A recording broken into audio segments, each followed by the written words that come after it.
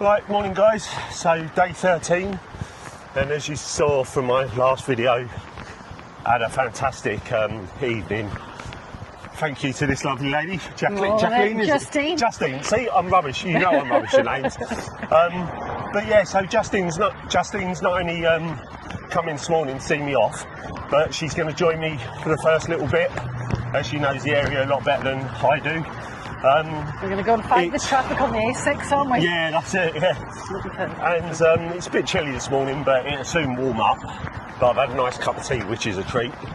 But just talk a little bit more. I know I touched on it last night, but your trade day, yeah. You said you started it how many years? Started in 1990, so 36 years ago. Okay.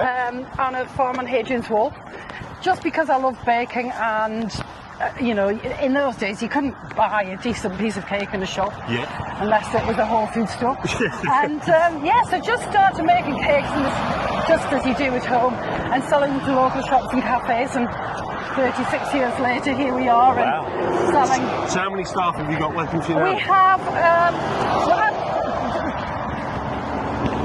30 full-time equivalents. So yeah, oh, brilliant. So yeah. But no, it's excellent. Really good team of local people. Everybody's learned to bake traditionally, you know, from their mothers and their grandmothers. We have a couple of trained commercial bakers, but it is traditional hand baking. Lovely. Yeah. It smells amazing in there. And you say you do ultra running, and you do a couple of. So what was the last? What was the last one you done? So the last race that I did is a spine race, which is from Edale all the way up to Kirkieton. Yep. I've been a little bit obsessed with that race for the last 5 years, so I've been working my way up through the distances, and I haven't actually completed a full yet, but I've done all the other distances. Wow. That's great. And then next year I've entered a nice little race from Oslo to Bergen, a 500 kilometre, and that's organised by two Norwegian ultra runners. So it's not actually on a recognised trail as such, so that'll be interesting. And for people that don't do any sort of running, and you probably think, oh yeah, what I'm doing is like totally above that. It's a whole different kettle of fish. I mean, one, I don't really do cross country, so I don't know how hard it is. Well, I think roads are harder. Yeah, see, and it's a different style. So it's just what you're doing every day. To be honest, if you get up, the races that I do are continuous, so you don't. There are feed stations. They're normally about 50 miles apart. Close to one, give it. Yeah, the Oslo to Bergen's 100k between each checkpoint, and then you're self-supported the rest of the time. So just as you are carrying the whole world on your back. Yeah, probably a little bit less than what this is, but it's. But also, it's very cathartic, isn't it? The moving every day. Yeah, and it's funny. You're the first person that when you said to me last night before you left, it suddenly I got into intent, and it dawned on me. I was like, I've never classed myself as an ultra runner, but then when you say, but you are. That's what you're doing, and I'm like, that's exactly oh, that's Morning. You are lovely. How are you doing? So as we're walking along the roads, we've just met up. I'll let her introduce herself, this lovely lady. What's your name, sorry? Hello, I'm Liezel. Okay, and Liezel was just telling me that when she saw that I was doing it for PTSD, she actually runs, is it a therapy music? Yeah, I work for Animals and Sunbeams Music Trust, and we deliver community music therapy for children and adults with a wide range of disabilities and health problems, and we harness the power of music to help and support and bring a person into their own, you know, and transcend them beyond the disability and improve quality of life. And I think music's so important because it, you know, especially me when I have really struggles and dark times, just it can ground you as well. So putting on that familiar music, or you know, and a lovely little story. I was up when I was seen off from the Scottish border. One of the gentlemen, he addressed the haggis to send me off, and there was I played bagpipes in the background. background, and just that music of soothing of the bagpipes, it was very emotive. It's great. Absolutely. But and it removes all barriers as well, and brings us back to that inclusivity, that equal platform. Yeah. We are all one, together, united. Yeah, there's no race, there's no nothing, is there? It's just all one people. So. Absolutely. But brilliant for all the work you're doing. It's wonderful. God bless you. Cheers. So it's lovely to see that lady and see that there's so many people offering their time and putting in their effort for supporting people, and especially through like music therapy. It's great. But just getting back on to what I was going to ask you, so obviously I'm doing this for PTSD and raising awareness. Without putting you on the spot, what's your sort of experience, or if any, around PTSD? PTSD? Well, I don't know, because I've never thought about it before. Yeah, that's fair enough. But I did. After we met last night, I went to a business coaching session. Okay, I remember. How did that go? It went really good with a lovely lady who'd been doing the coaching with. And actually, there was some stuff that came up in that session, which, so we've all got stuff, haven't we? Yeah, we have. That we bury, and that we'll find ways to cope with. And for me, it's when I'm on my races. That this stuff, I feel it's like I'm peeling an onion.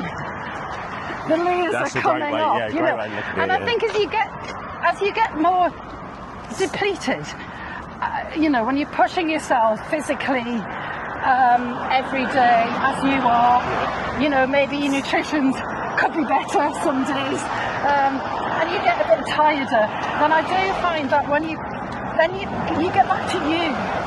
The ego's no longer there because that's long gone. You've left that behind on the last checkpoint or whatever, you know, and you're literally just down to you, aren't you? And I think it's a wonderful thing for people to experience, to get back to that. And I think for some people that's great, and other people it's petrifying. Of course. Obviously being and what I would say is, not, as you say, you know, not knowing much about PTSD, and there's a business owner, and with, you know, all your staff. All my stuff, what I would say is, you know, I'm encouraging, especially in the environment I work in, encouraging people, we all have a good working relation, but do we actually, you know, check in properly with our colleagues? Do we check in with each other, yes. And, you know, it goes a long way as a manager and a business owner to have those team huddles and just, or, you know, them one-to-one supervisions and just really checking in with your staff and seeing what's going on. 100%, and I think, you know, we're fortunate that it's a rural community, it's a small area. Everybody knows everybody, you know, which could be a good thing and a bad thing. But I think you're right. You never do know what's going on with somebody, do you? And you can only know what they're willing to share. What they're willing to share, absolutely. You can't force anything out. No, you can't. And I think, but often it's in what people are not saying. That the clues are there. And sometimes it's through their actions. If you know, you've got a worker that, you know, is always turning up on time, and suddenly little things start to change. It's not necessarily that they're becoming lazy or they're coming out, but that might be an indication of just going, actually, is everything okay outside of work? You know, what's going on with you? And, so there's a lot of stuff, but it is. What are the main flags that you would say people need to look out for? I would say that I suppose from someone not knowing about PTSD and looking for other people, it's definitely the first indication is the mood, the person, like that. So whether they whether they start withdrawing, they might go completely the other way and really throw themselves into work to mask that. And it's, I think the only way you can tell, so as we said before, is I know with my PTSD you become an expert at hiding it.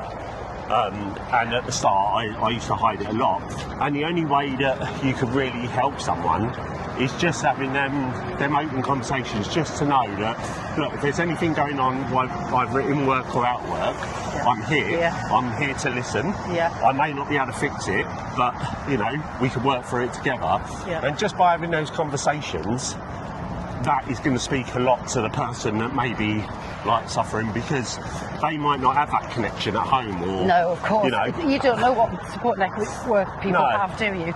and you can't assume that they have one. But going back to your question, it is really unique to every individual. I could tell you what you would notice about me, but that would be totally different to someone else. Yeah. So I think it's just keeping an eye on the ball, checking in constantly. Yeah. And seeing that. And then, so for you, because when you said that you were good at hiding it. Yeah. At what point did you realise you'd been hiding it? Did it surprise you that you'd? To be honest, no. In some sense, I'm a lot better now, but I'm still learning to be open, and doing this is totally alien to me. Yeah. And there's been times that I've said to people on the channel that I've made a promise that I'm going to record the bad times and the good times. But when I'm in a real bad place doing this and feeling rubbish, it's really hard to then get the camera out and record that. But I think it just comes with learning, and unfortunately, PTSD is a lonely illness and disability, and the only one that can change it or step out of that thing is the individual. There's people around you that can help, but it'd be quite easy for me to just shut away and not do anything. Well, and we just generally as humans, we choose the easiest option, don't we? Because what I'm going to do is we're going to carry on chatting, so we don't get killed on these roads, and then I'm not going to keep it too long, so I know you've got a meeting to go back to. No, that's fine. But thank you very much for chatting and being open with that anyway. And thank you very much for all your support you've done. You're welcome, and just good luck with the rest of the journey. Finally being able to do a bit of filming, so it's been absolutely chucking it down this morning. But Justine, bless her, from Trade Bakes, walked one with me for the first 3.5, maybe 4 miles. And we had a really good chat, so that was nice. And then put me on my path. That's where I'm going. But today I think it's Kendall, but there's a place I'm heading towards. It's about 27 miles away.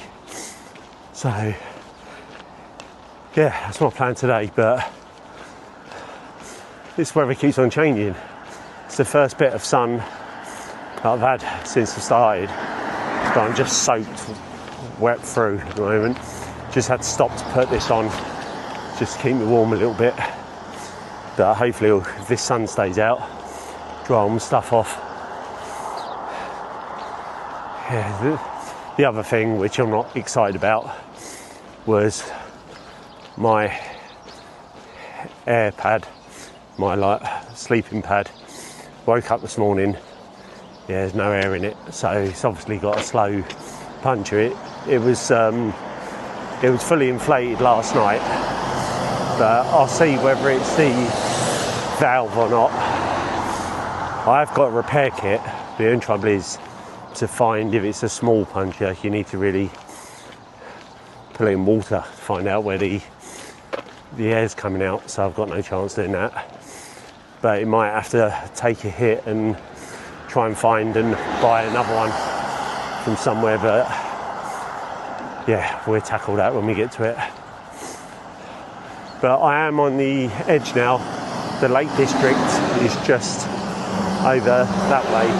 I'm hugging, rather than going round through the middle of it, I'm hugging the edge of it.